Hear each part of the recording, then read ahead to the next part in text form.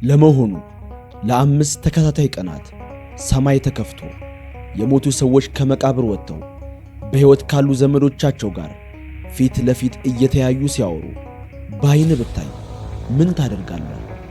ይህ የሆሊውድ ፊልም ወይም የአንድ ሃይማኖት ትረካ አይደለም። ከክርስቲያኖች ባሻገር የሌላ እምነት ተከታዮችና የታሪክ ጸሐፊዎች ሳይቀሩ በዓይናቸው አይተው በራሳቸው የታሪክ መዛግብት የከተቡት የዓለምን የታሪክ ጸሐፊዎችና ነገሥታት አፍ ያስከፈተ እውነተኛ ሰማያዊ ምስጢር ነው። በዓመታዊ ግንቦት 21 በዓል ላይ ክርስቲያኖችና ሙስሊሞች በአንድ አደባባይ ቆመው ወደ ሰማይ ያንጋጥጡ ነበር። ቅድስት ድንግል ማርያም በብርሃን ስትገለጥ ሕዝቡ በፍርሃት እየተንቀጠቀጠ በእጁ ላይ ያለውን ጨርቅ ወደ ሰማይ ይወረውርላት ነበር።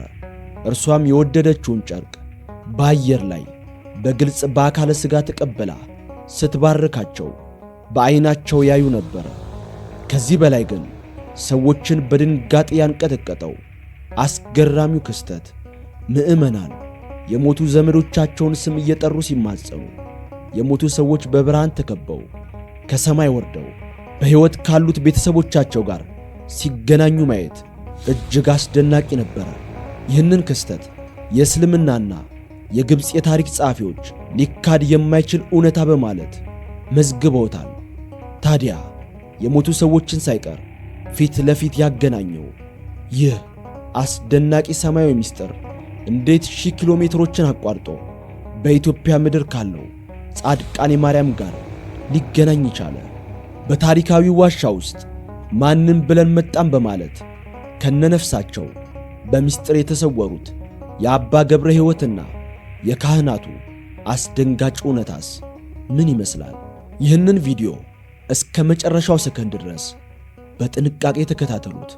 ምክንያቱም ዛሬ በዓለም የታሪክ መዛግብት በደማቅ ቀለም የሰፈረውን ያንን እውነተኛና ሕያው ምስጢር በዝርዝር እንገልጥላችኋለን። በስመ አብ ወወልድ ወመንፈስ ቅዱስ አሃዱ አምላክ አሜን። ታሪካችንን በትክክል ለመረዳት ወደ ኋላ 2000 ዓመታት መጓዝ ይኖርብናል። ጌታችን ኢየሱስ ክርስቶስ ከእናቱ ከቅድስት ድንግል ማርያምና ከቅዱስ ዮሴፍ ጋር በሄሮድስ ሰይፍ ምክንያት ተሰዶ ወደ ግብፅ ምድር በወረደበት ወቅት አትሪብ ወይም ደብረ ምጥማቅ ወደሚባለው ስፍራ ደረሱ። ያን ጊዜ ይህች ቦታ ደረቅ በረሃ ነበረች። ነገር ግን የዓለም ጌታ ሕፃኑ ኢየሱስ ክርስቶስ ወደፊት በዚች ቦታ ላይ ታላቅና ድንቅ ቤተ ክርስቲያን እንደሚሠራ ስሟም ደብረ ምጥማቅ እንደሚባል እመቤታችን ከመላእክትና ከቅዱሳን ጋር ሆና ለዓለም ሕዝብ ሁሉ በግልጽ እየተገለጠች እንደምትታይ ትንቢት ተናግሮ ነበረ። ይህ መለኮታዊ ትንቢት አልቀረም። ዓመታት አልፈው ክርስትና በዓለም ላይ ሲሰፋ በዚያች ስፍራ ላይ እጅግ ውብ የሆነች የደብረ ምጥማቅ ማርያም ቤተ ክርስቲያን ታነጸች። እመቤታችን ከተገባላት ቃል ኪዳን የተነሳም ከግንቦት 21 ቀን ጀምሮ እስከ ግንቦት 25 ቀን ድረስ ባሉት 5 ዕለታት መላው የግብፅ በረሃ በሰዎች ተሞላ። ከተለያዩ የዓለማት ክፍሎች ማለትም ከኢትዮጵያ፣ ከግብፅ፣ ከአርመንያ፣ ከሶርያ፣ ከሮም፣ ከግሪክና ከፋርስ ሳይቀሩ የዓለም ነገሥታትና ሕዝቦች ይመጣሉ። በስፍራውም ድንኳን ተክለው አጎበር ጥለው በፍጹም ደስታ ተአምሩን ለመመልከት ይጠባበቃሉ። እዚህ ላይ ነው እንግዲህ ለሳይንስና ለዓለም ታሪክ እንቆቅልሽ የሆነው በሌላ እምነት ተከታዮች ሳይቀር የተረጋገጠው ታላቅ ምስክርነት የሚመጣው። ድንግል ማርያም በቤተ ክርስቲያኑ ጉልላት ላይ ስትገለጥ በብርሃን መርከብ ላይ ሆና ነበረ። ይህንን ተአምር ያዩት ያመኑት ክርስቲያኖች ብቻ አልነበሩም። አማኒውም ኢአማኒውም፣ ሙስሊሙም አረማዩም ጭምር በአንድነት ቆመው ያዩት ነበረ። ያላመኑት ወገኖች ይህንን ሰማያዊ ግርማና የሞቱ ዘመዶቻቸውን በዓይን ሲያዩ እያመኑ የክርስትናን ጥምቀት ይቀበሉ ነበረ። ይህንን አስደናቂ እውነታ ከመሰከሩት መካከል ታዋቂው የ15ኛው ክፍለ ዘመን የእስልምና የታሪክ ምሁር ታቂ አልዲን አልመቅሪዝ ይገኝበታል። አልመቅሪዝ አልካቲታ በተሰኘው ታዋቂ የታሪክ መጽሐፉ ላይ ስለ ደብረ ምጥማቅ ክስተት በሰፊው ጽፏል።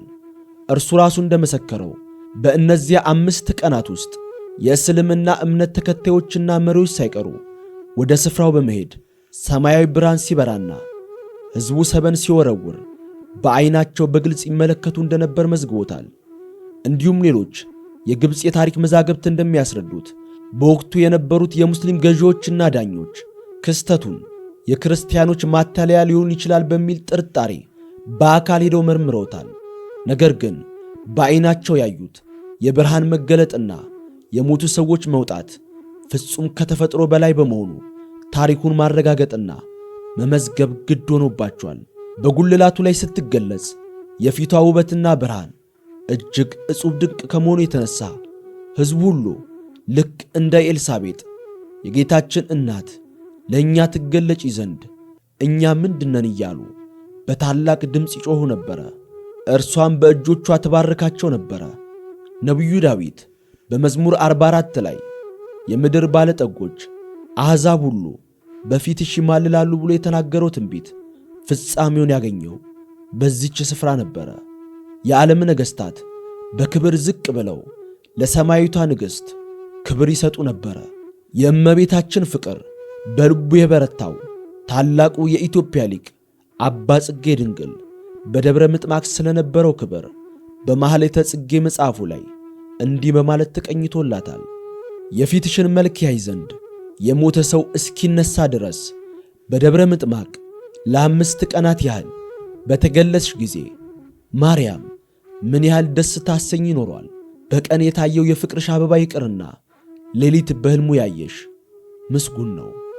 ሌላው ታላቁ ሊቅ አባ ጊዮርጊስ ዘጋስጫም በእንዚራ 7 መጽሐፉ ላይ ይህንን መገለጥ ሲያደንቅ የግብፅና የኢትዮጵያ ሰዎች ፊንቄና፣ ሮሚያ፣ ማሮንና አርመንያ በወጋገንሽ ውበት ደስ ይሰኛሉ፣ በደም ግባትሽም እሰይ ይላሉ በማለት የዓለም ሕዝቦች በብርሃኗ መመሰጣቸውን ይገልጻል።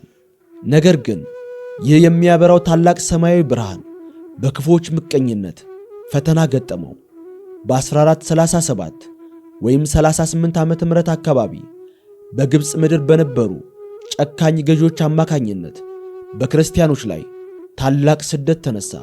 ያንን አስደናቂ ተአምር መቋቋም ያቃታቸውና በቅናት የተሞሉ ወገኖች ተነስተው ያቺን ታሪካዊትና ቅድስት የደብረ ምጥማቅ ቤተ ክርስቲያንን በእሳት አቃጠሏት። የግብፅ ክርስቲያኖች መከራ በረታባቸው።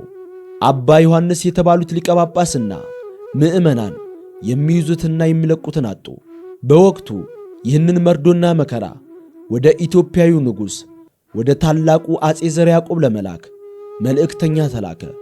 አጼ ዘርዓ ያዕቆብ ከ1426 እስከ 1460 ዓመተ ምህረት የገዙ በሃይማኖታቸው እጅግ ቀናይ፣ አገሪቱን በሰላምና በፍቅር የሚያስተዳድሩ ታላቅ ንጉሥ ነበሩ። መልእክቱ ንጉሡ ዘንድ ሲደርስ ታላቅ ሐዘን ሆነ። ንጉሡም ለግብፅ ክርስቲያኖችና ጳጳሳት መጽናኛን ላኩላቸው። መከራችሁን እጋራለሁ፣ እግዚአብሔር ፈቃዱ ከሆነ ያችን የጠፋችውን የደብረ ምጥማቅ ቤተ ክርስቲያን እዚህ በኢትዮጵያ ምድር እተካላችኋለሁ አላቸው። እዚህ ላይ ነው ታሪኩ ይበልጥ ምስጢራዊ ወደ መሆን የሚሸጋገረው። በወቅቱ የነበሩ መነኮሳትና አባቶች ድንግል ማርያም በስደት ዘመኑ የተቀመጠችበትን ንዋያተ ቅድሳትና ታቦታት በምስጢር ይዘው በጎንደር በኩል ወደ ኢትዮጵያ አጼ ዘርዓ ያዕቆብ ዘንድ አመጡ። ንጉሡም በታላቅ ክብርና በካህናት ምስጋና ታቦቱን ተቀበሉ። ንጉሡም ታቦቱን ካህናቱ በጽኑ ጥበቃ እንዲይዙት ካደረጉ በኋላ ይህንን ታቦት የት ላይ ማሳረፍ እንዳለባቸው ለማወቅ በጾምና በጸሎት ወደ እግዚአብሔር ማልቀስ ጀመሩ። በራእይም ወደ ምስራቅ አቅጣጫ ይዘው ተጓዝ የሚል መለኮታዊ ትእዛዝ ደረሳቸው። ንጉሡና ካህናቱ ታቦቱን ይዘው መጓዝ ጀመሩ። ረጅም መንገድ ከተጓዙ በኋላ ዛሬ ጻድቃኔ ማርያም ተብሎ ወደሚጠራው ታላቅና የገደል ዋሻ ስፍራ ደረሱ። ልክ እዚያ ቦታ ላይ ሲደርሱ አንድ እጅግ አስገራሚ ነገር ተከሰተ። ታቦቱን የተሸከመው ካህን ድንገት ካለበት መንቀሳቀስ አቅቶት ቆመ። እግሮቹ ከመሬት ጋር የተጣበቁ ያህል ጸኑ። ንጉሡም ደንግጠው ምን ሆንክ? ለምን አትራመድም? ብለው ጠየቁት። ካህኑም በፍርሃትና በመንቀጥቀጥ ንጉሥ ሆይ እግሮቼ ሊታዘዙልኝ አልቻሉም። ታቦቱ ከዚህ ስፍራ መንቀሳቀስ አልፈለገም አላቸው። ንጉሡ በዚያ ሌሊት በ6 ሰዓት ላይ በራእይ ተገለጸላቸው። ድንግል ማርያም እንዲህ አለቻቸው፣ ይህች ቦታ የጻድቃን የሰማዕታትና የመላእክት ቦታ ናት። ይህችን ቦታ መርጫታለሁና ቤተ ክርስቲያኔን እዚህ ስፍራ ላይ ሥራ። አፄ ዘርዓ ያዕቆብም በታላቅ ደስታና እልልታ ተሞልተው ከኢየሩሳሌም የመጡ 3 የመሠረት ድንጋዮችና አፈር አምጥተው በዚያች ስፍራ ላይ በደብረ ምጥማቅ ስም ታላቅ ቤተ ክርስቲያን አነጹ። ቦታው በጥንታዊ ስሙ እንዶዶ ይባል የነበረ ሲሆን በኋላ ግን የጻድቃን መገኛ በመሆኑ ጻድቃኔ ማርያም ተብሎ ተጠራ። ነገር ግን ታሪኩ በዚህ አላበቃም።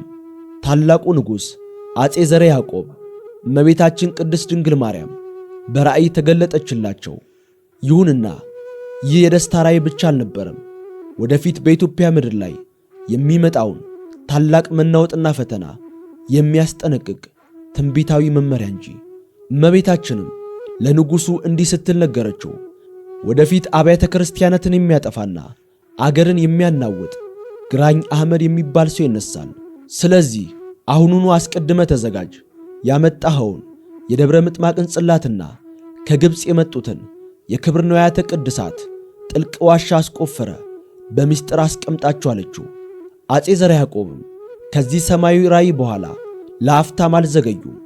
ወደፊት የሚመጣውን ጥፋት አስቀድሞ በመረዳት ድንቅ ዋሻ አዘጋጁ።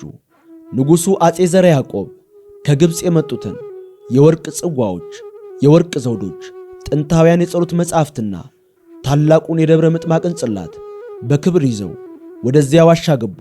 ንዋያተ ቅድሳቱን በዚያ በተዘጋጀው ዋሻ ውስጥ በጥንቃቄ ካስቀመጡና በጽኑ ካሸጉ በኋላ በዋሻ ውስጥ የቀሩትን ካህናት አሁን ንዋያተ ቅድሳቱን በምስጢር አሽገናልና እናንተ ወደ ውጭ ውጡ አሏቸው። ነገር ግን በዚያ የነበሩት ቅዱሳን ካህናት ፍጹም አስገራሚ፣ ልብ የሚነካና የታሪክን አቅጣጫ የቀየረ ምላሽ ሰጡ። ከቅድስናው ስፍራ ከጽላቱ ተለይተው ወደ ውጭው ዓለም መመለስ ፈጽሞ አልፈለጉም። በታላቁ ቅዱስ አባት በአባ ገብረ ሕይወት የሚመሩት እነዚያ ቅዱሳን ካህናት በዋሻ ውስጥ ቀኝና ግራ ሆነው በሰልፍ ቆሙ። ፊታቸውን ሙሉ በሙሉ ወደ ምስራቅ አቅጣጫ አዙረው በፍጹም ተጋድሎ ጸኑ። ከዚያም በታላቅ ድምፅ ማንም ብለን መጣን የሚል እጅግ ጥልቅ ምስጢራዊና መንፈሳዊ ቃል ተናገሩ። ይህንን ቃል እንደተናገሩ የዋሻው መግቢያ በር በተአምር ተዘግቶ አባ ገብረ ሕይወትና ቅዱሳን ካህናቱ ከነ ሕይወታቸው ከጽላቱና ከንዋያተ ቅዱሳቱ ጋር በዚያው በምስጢር ተሰወሩ። ዛሬም ድረስ በጻድቃኔ ማርያም ገዳም ያሉት እነዚያ ጥንታውያን የወርቅ ንዋያተ ቅድሳት፣ የወርቅ ዘውዶች፣ መጻሕፍትና ቅዱሳን አባቶች በአባ ገብረ ሕይወት መሪነት በዚያ ዋሻ ውስጥ እንደ ተሰወሩ ይኖራሉ። ይህ እግዚአብሔር በአፄ ዘርዓ ያዕቆብ ትንቢታዊ ራእይ አማካኝነት ንዋያተ ቅድሳቱን አስቀድሞ የጠበቀበት ታላቅና አስደናቂ ምስጢራዊ ታሪክ ነው። ልክ በጥንት ዘመን አባ ይስሐቅ የተባለው ቅዱስ አባት ለ7 ዓመታት ሙሉ ጌታዬ ኢየሱስ ክርስቶስ ሆይ ለአንዲት ሰዓት እናትህን አሳየኝ እያለ 300 ስግደት እየሰገደ እንደ ጸለየና በመጨረሻም የድንግልን ገጽ አይቶ እንደ ቀረበው ሁሉ ዛሬም በገዳማትና በበረሃ ያሉ አባቶች በዓመታዊ በዓል ግንቦት 21 ቀን ይህንን መለኮታዊ በረከት ይማጸናሉ። የደብረ ምጥማቅ በዓል ተራ ታሪክ አይደለም። በግብፅ ምድር የጀመረ በዓለም አቀፍ ታሪክ ጸሐፊዎች የተመሰከረ ለአፄ ዘርዓ ያዕቆብ በራእይ ተገልጦ አስቀድሞ በተራራ ዋሻ ውስጥ እንዲታሸግ የተደረገና ዛሬም ድረስ በአባ ገብረ ሕይወትና በቅዱሳን ካህናቱ ምስጢራዊ ተጋድሎ በጻድቃኔ ማርያም ዋሻ ውስጥ ተሰውሮ የሚኖር ታላቅ መንፈሳዊ ምስጢር ነው። ይህንን አስደናቂና አስቀድሞ የተዘጋጀ ሰማያዊ ጉዞ እንዴት አያችሁት? በአባ ገብረ ሕይወት መሪነት የተፈጸመው ያ አስገራሚ መሰወር የሰማዩ ምስጢር እንዴት አስተዋላችሁ? የተሰማችሁን ጥልቅ ስሜትና ሐሳብ በኮመንት ማስቀመጫው ላይ አጋሩን። ይህ ታሪክ ለብዙዎች እንዲዳረስ ቪዲዮውን ላይክ፣ ሼርና ሰብስክራይብ በማድረግ የቤተሰባችን አባል ይሁኑ። በሚቀጥለው ሌላ ድንቅ ምስጢራዊ ታሪክ ይዘንላችሁ እስክንመጣ ድረስ የእመቤታችን የቅድስት ድንግል ማርያም ረድኤትና በረከት የቅዱሳን አባቶቻችን ጸሎትና ምልጃ ከሁላችን ጋር ይሁን። ቸር ሰንብቱ። ወስብሐት ለእግዚአብሔር።